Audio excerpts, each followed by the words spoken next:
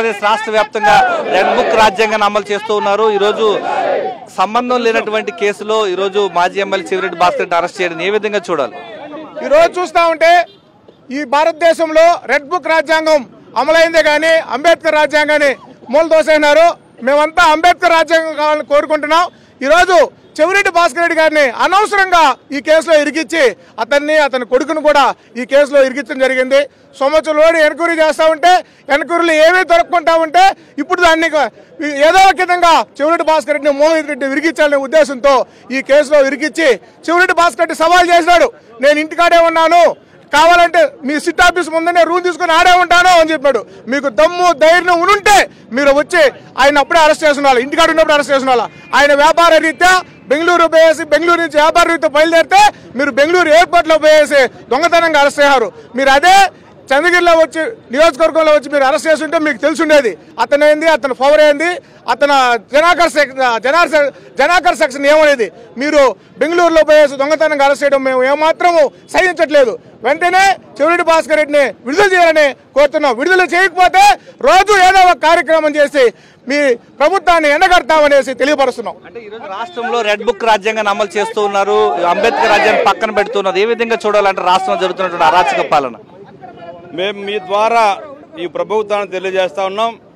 మేమంతా కూడా జగన్మోహన్ రెడ్డి గారి సైనికులం. కేసులకి బెదిరింపులకు భయపడే ప్రసక్తే లేదు. మేమైతే నిన్న ఉదయం చూస్తే మీరు బెంగళూరులో అరెస్ట్ చేసి హైవే పైన తీసుకెళ్తున్నారు. తన భార్య తన తల్లి కనీసం చూడ్డానికి వస్తే కూడా పోలీసులు దారుణంగా దౌర్జన్యంగా రూట్లు తిప్పించి ఒక ఎర్రచందనం స్మగ్లర్ తీసుకెళ్తారు చూడండి, అలా తీసుకెళ్ళిపోయారు. ఇది నిజంగా కూడా చెప్తున్నాం మేము, ఇది చాలా దారుణం. ఇది ఈరోజు మేము చూస్తూ ఉంటే ఈరోజు రోడ్లపైకి మేము ఎందుకు వచ్చామంటే రాష్ట్రంలో మొత్తం దేశం మొత్తం కూడా అంబేద్కర్ రాజ్యాంగం నడుస్తూ ఉంది. కేవలం ఒక ఆంధ్రప్రదేశ్లో మాత్రం లోకేష్ గారు రెడ్ బుక్ రాజ్యాంగం నడుస్తూ ఉంది.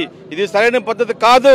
మేము అధికారులు హెచ్చరిస్తా ఉన్నాం. అధికారుల మీ ఉద్యోగులు మీరు చేయండి తప్ప ఒక పార్టీకి కొమ్ము కాసి మీరు తప్పుడు కేసులు భాస్కర్ గారి పైన కానీ లేదా మోహిత్ గారి పైన పెట్టడం అనేది చాలా దారుణం, చాలా అవమానంగా మేము భావిస్తున్నాం. మేము ప్రధానంగా చూడొచ్చు గన్మెన్లు కూడా ఇబ్బందులు పెట్టి తప్పుడు కేసులు పెట్టి వాంగ్మూలం చేస్తూ ఉన్నారు. ఏ విధంగా చూడాలి?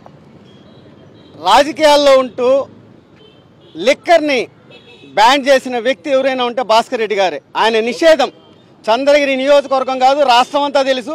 భాస్కర్ రెడ్డి గారు రాజకీయాల్లో ఉంటూ లిక్కర్ పంచకుండా రాజకీయాలు చేసే వ్యక్తుల్లో మొదటి వ్యక్తి ఆయన.